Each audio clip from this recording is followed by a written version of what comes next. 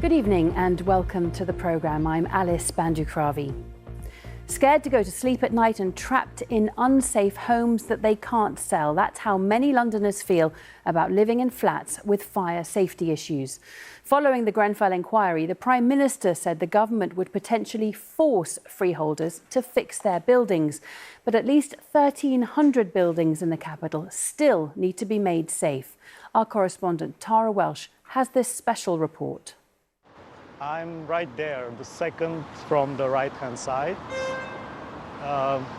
Penthouse apartment, as it was in the marketing brochure. Martin said becoming a homeowner in this building was a dream, but the reality has been very different. It's the biggest mistake of my life. I wish I had not done it, but you can't predict the future. How long has it been like this? It's been like this since, March, basically. They blocked us, we cannot go outside, obviously for safety reasons. The building was found to be covered in flammable materials. Work had begun to remove wooden balconies and cladding, but the freeholder of the building went into administration and the contractors stopped work.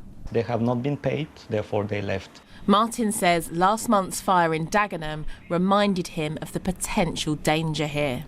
Always the concern that I have is the smoke, because that's what gets people, in danger. So I'm thinking maybe I should buy a smoke mask. It is fairly worrying now that we saw this fire in East London. We've tried many times to go through the staircase, which is the only one, and go downstairs due to many false alarms, and it's usually kind of a commotion. So at a real fire, I'm not sure what's going to happen, but we basically have to try to get out of here as soon as we can. It's not just the safety aspect affecting Martin, it's the costs. How stressful is it getting a bill for £65,000? It's quite stressful. His service charge has risen to more than £7,000 annually. And until recently, it included the cost of a waking watch at a cost of more than £300,000 last year. In a joint statement, the administrators and receivers of the building said the fire safety defects predate their involvement, but all of the combustible cladding has now been removed, and it's their priority to ensure a swift resolution for the benefit and safety of the residents. But across London, there are thousands of people with the same concerns as Martin.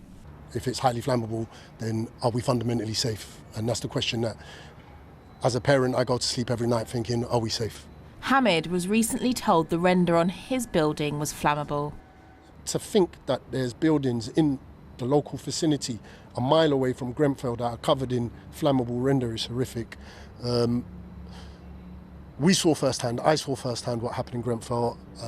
I work in that community. My parents live in that community. I grew up in that community. I see my friends not make it, children that I taught on a daily basis not make it. And to have that at the back of your mind every night that you sleep thinking, are we going to be next? Is it us? The fire risk means the building insurance has gone up, making his service charge rise from £200 a month to £600 a month. We bought these properties and we're living in these properties in good faith. And to be told 20 years later that out of our control and we're now going to be charged this sum is a real kick in the teeth. We can't afford it, I can't afford it. In a statement, Hamid's landlord Notting Hill Genesis told us, "We've put in place measures to mitigate any risk and ensure residents' safety until all necessary work can be completed. We appreciate this is a significant increase. The news came as a shock to us." Notting Hill Genesis does not own the building, did not construct it, and is not responsible for its insurance. We did contact the building's owner, but it didn't get back to us. 58 new recommendations were made at the Grenfell inquiry, but many say they've been trapped in unsafe homes for too long already. At the moment I can't sell. I was told that the building is on a blacklist. If there's anything that comes out of Grenfell, it should be that every building should be fire safe. Every building. Every family should have the right to sleep knowing that they're not sleeping in a high-risk building. Well, Tarah joins me now. Tarah, when can people expect this work to be done, do you think? Well, I think all parties involved in this agree that things have been too slow. And after the Grenfell inquiry, the Prime Minister said that this must be a moment of change and it could force freeholders to take action. Now, I went to the organisation that represents kind of building owners called the Residential Freeholders Association, and it told me that the government must urgently work with the industry. But of course, in the meantime, there's still many people in this situation. And how many people are affected by this? How many families do you think? Well, we heard after the Dagenham fire, didn't we, that 1,300 buildings needed work to be done. One organisation believes that figure could be even higher because some buildings are still being assessed.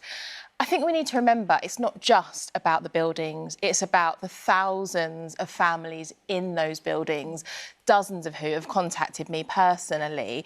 And I've heard their stories over the last few years, wanting to have children, wanting to move on with their lives, and they just can't sell. I even know of some that have moved out of London and had to sell their, rent their homes out at a loss because of this situation. And it has been 7 years now. So some of them just want action quickly. A dire situation. Tarah, thanks very much.